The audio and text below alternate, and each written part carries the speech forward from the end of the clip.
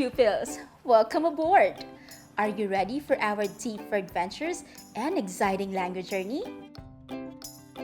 That's great! I am Teacher May and I will guide you every step of the way.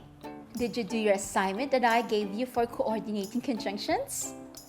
Let's see how well you wrote your sentences. Write your own sentences using each of the following coordinating conjunctions. Take note that your sentences may be different from my sentences. Number 1, and.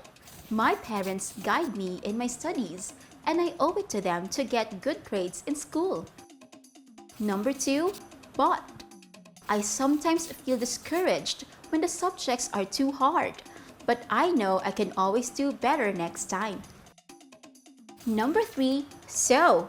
I want to stay motivated, so I think of my loved ones who never get tired of supporting me.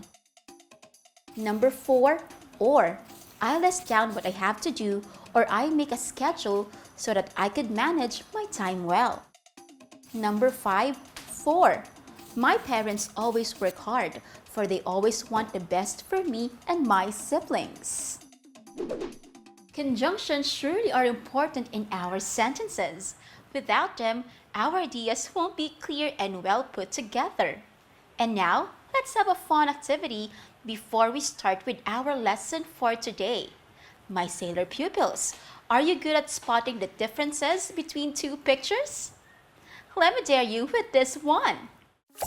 You are seeing on your screen two pictures that are almost the same.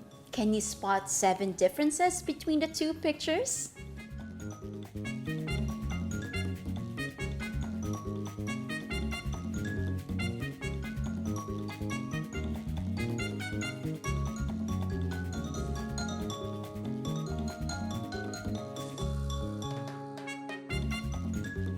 Time's up. Here are the answers.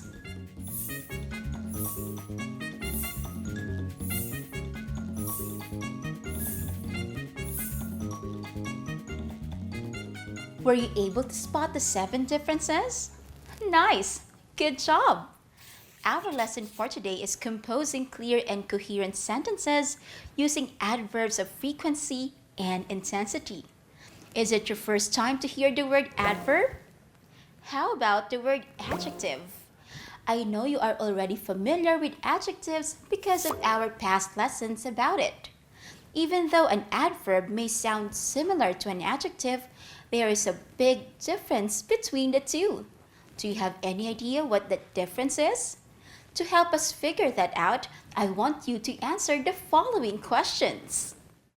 Number 1, which of the following statements describes an adjective?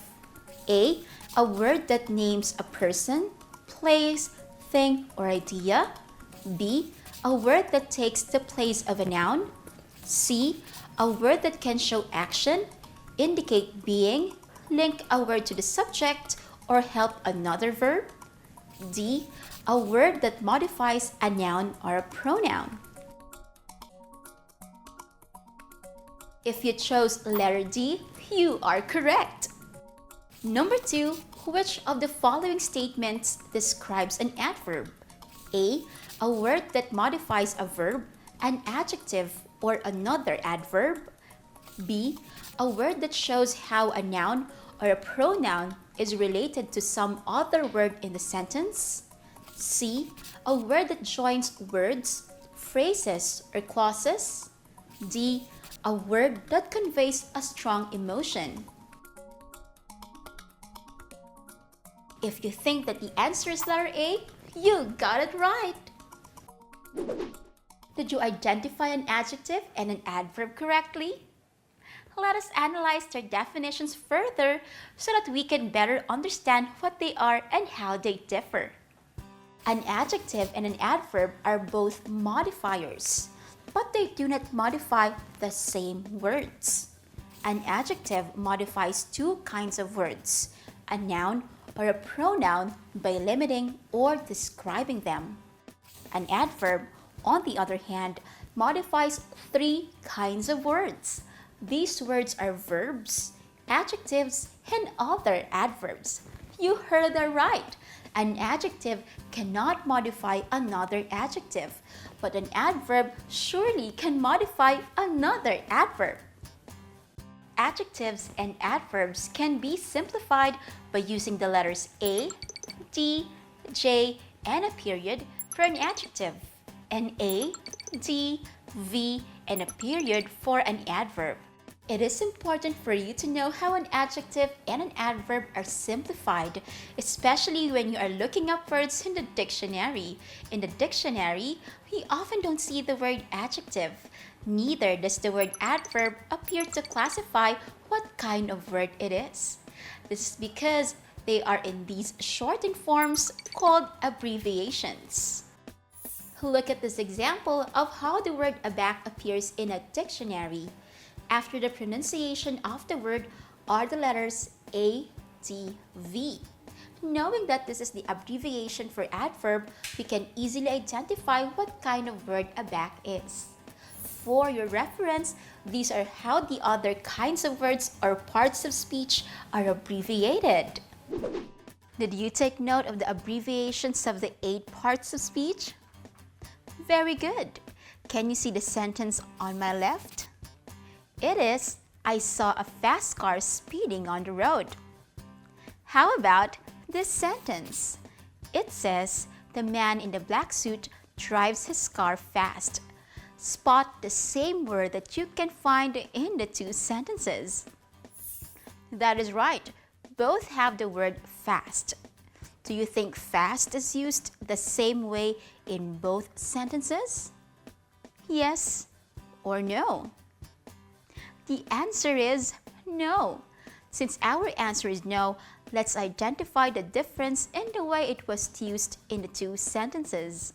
The word fast in the first sentence functions as an adjective, while the word fast in the second sentence acts as an adverb. What wizardry is that? There are no magic tricks in here. I am just explaining the wonders of grammar. In the sentence, I saw a fast car speeding on the road, the word fast modifies the noun car. Fast describes what kind of car is speeding on the road. Therefore, fast is an adjective. However, in the sentence, the man in the black suit drives his car fast, the word fast modifies the verb drive. Fast describes how the man in the black suit drives his car. We now know it is really an adverb in the sentence.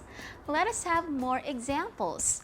The first sentence is, the setting of the sun is one of the everyday scenes I love to watch. The second sentence is, my siblings and I help our mother in our sari-sari store every day. Did you notice that both sentences have the word every day? Now, can you determine which sentence used every day as an adjective and an adverb? Let's try to figure them out together. What does the word everyday modify in the first sentence? Right, everyday describes the kind of scene that a person loves to watch. Everyday in the first sentence is an adjective. That makes everyday for the second sentence an adverb. But let us explain why it is an adverb. Everyday in the second sentence modifies the verb help. It answers the question, how often do my siblings and I help our mother? To be more specific, we call this adverb an adverb of frequency. An adverb of frequency describes how often an action happens. You are seeing on the screen common examples of adverbs of frequency.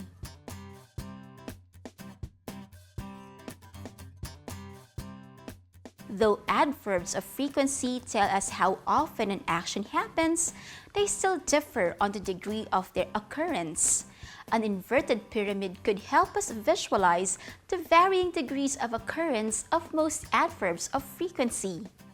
Look at the chart and study the degree of occurrence of each adverb of frequency through its sentence. Always. I always wake up at 7 o'clock. Usually. I usually check the schedule for my online classes. Normally. I normally use the dictionary for unfamiliar words. Often. I often take notes of important concepts during lessons. Sometimes. I sometimes ask my classmates if there is an assignment. Occasionally. I occasionally ask the help of my parents to learn my lessons. Seldom. I seldom miss an assignment in my modules. Rarely. I rarely absent myself from any of my classes. Never. I never ask my parents to answer my modules for me. Did you take note of the different adverbs of frequency? Aside from the adverbs of frequency, another type of adverb that we will be learning today is the adverb of intensity.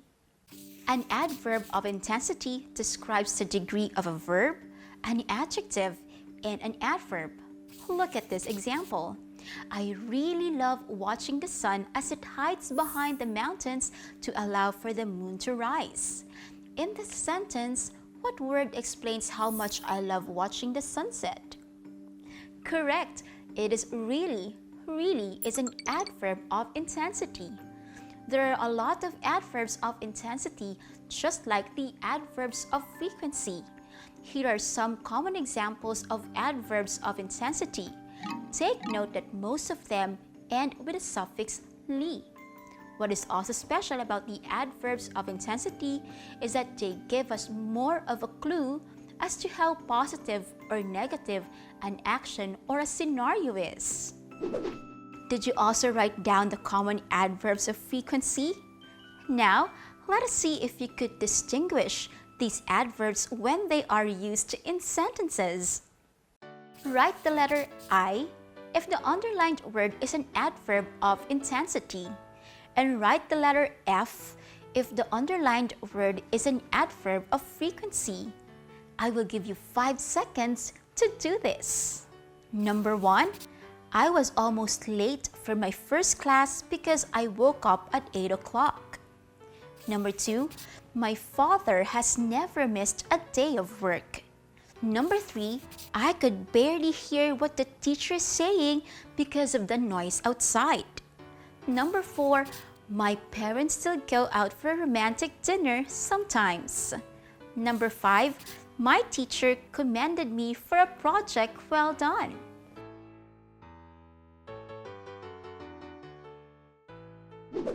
Are you ready to check your answers? All right, let's see how well you fared. Number 1, the adverb almost describes how close the person was to being tardy because he woke up late. The answer is I. Almost is an adverb of intensity. Number 2, the adverb never states that there has never been a time that my father missed a day of work. The answer is F. Never is an adverb of frequency. Number 3, the adverb barely expresses how the student could hardly hear what the teacher is saying. The answer is I. Barely is an adverb of intensity. Number 4, the adverb sometimes shows how frequently my parents go out together. The answer is F. Sometimes is an adverb of frequency. Number 5, the adverb well describes the degree of work that was put in doing the project. The answer is I. Well is an adverb of intensity. Did you do well? I hope you did not get more than 1 or 2 mistakes. But do not be easily discouraged even if you got more than 2 mistakes. You can review the module and try the other activities in there. Distinguishing an adverb of frequency from an adverb of intensity is not the be-all of our lesson. You also have to know how to use these adverbs in sentences. An adverb of frequency is usually placed before the verb it is modifying. For example, I always visit my grandmother every year. But there are times when it is more appropriate to place the adverb of frequency at the end of the sentence to make the sentence flow better. For example, Aryan travels frequently. If a sentence has a helping verb and a main verb, the adverb of frequency is placed after the helping verb. For example, I can always visit my grandmother since she lives near us. For adverbs of intensity, they are often placed before the adjective or the adverb they modify. For example, I was very excited to see my grandmother after she had her vacation abroad. Your assignment is waiting for you, but I feel you will be able to do it better if we first summarize what you learned today. We learned today that an adjective and an adverb are modifiers, but they modify different kinds of words. An adverb is a word that modifies a verb, an adjective, or another adverb. It answers the questions where, when, how often, and to what extent. Adverbs of frequency describe how often an action happens. Adverbs of intensity describe the degree of a verb, an adjective, and an adverb. Adverbs of frequency and adverbs of intensity should be placed correctly in sentences to make them clear and coherent. Remember the things that you learned today so that you could do your assignment well. Here is your assignment. Put the words in the correct order to make a sentence. You may add more details to your sentences to make it clearer and more coherent.